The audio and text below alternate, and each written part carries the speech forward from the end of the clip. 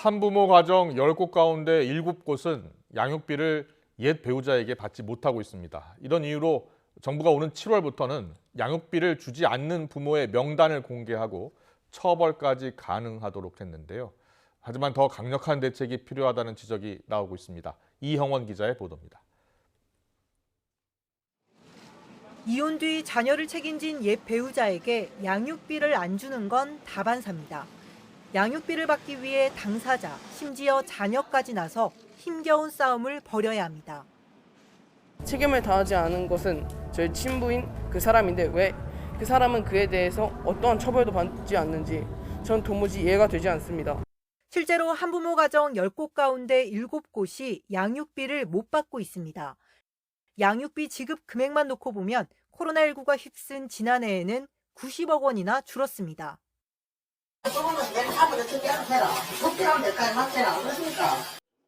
처벌 규정이 있기는 합니다. 지급 명령을 따르지 않으면 구속하는 감치 명령이 가능한데 실효성이 그리 크지 않습니다. 양육비를 받지 못하는 당사자에게 입증 책임을 지웠기 때문입니다. 감치 신청이 가능한 양육비 불이행 기간을 90일에서 30일로 하는 방안을 입증 책임을 양육비 채권자에게서 양육비 채무자로 변경하는 방안을 논의할 예정입니다.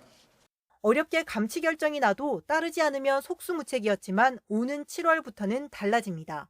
출국 금지와 명단 공개, 형사처벌까지 가능하게 해 압박 수위를 높인 겁니다. 다만 일정 기간을 거쳐야 해 양육비를 받지 못하는 고충이 길어질 수 있고 사진을 공개하지 않는 점도 한계로 지적됩니다. 명단 공개는 아무 의미 없을 걸로 봐요. 사진 공개를 안 해요. 절차의 간소화라고 하는 것이 꼭 필요하고요. 감치 판결 없이 이행명령 소송을 했는데도 주지 않으면 여겁을 신청을 해서 운전면허를 정지하든가 이렇게 줄여야 되잖아요. 당장 생계가 어려운 한부모 가족은 자녀 1인당 월 20만 원을 받는 한시적 양육비를 정부에 신청할 수 있습니다. 6년간 8억 7,600만 원을 한시적 양육비로 지원을 했는데요. 2천만 원 정도, 한 2% 정도 수준밖에 안 된다는 점, 회수율이 상당히 낮은데요. 이런 낮은 회수율 문제를 해결하기 위해 오는 6월부터는 국세 체납 처분처럼 강제 징수가 가능해집니다. YTN 이영훈입니다.